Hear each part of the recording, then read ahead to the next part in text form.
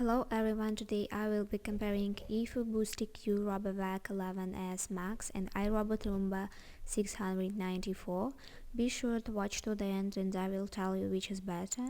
Links to all the products are in the description. Let's start.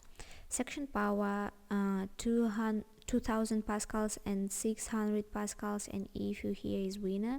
Battery life up to 100 minutes and up to 90 minutes, and Eufy here is winner.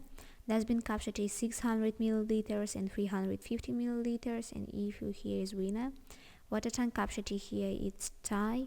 Mapping function here it's tie. Navigation, random pattern navigation with Boosty Q technology and IDAP navigation with dot data technology, and iRobot here is winner. Noisy level 55 decibels and 68 decibels, and Eufy here is winner. Self-emptying here it's tie. Dimensions here Eufy is winner. Weight 2 and 7 kilograms and 3 and 6 kilograms, and Eufy here is winner. And if you want more section power, long battery life and an affordable price, you are better off with Eufy Boosty Q RoboVac 11S Max. The link to buy it in the video description. Thank you.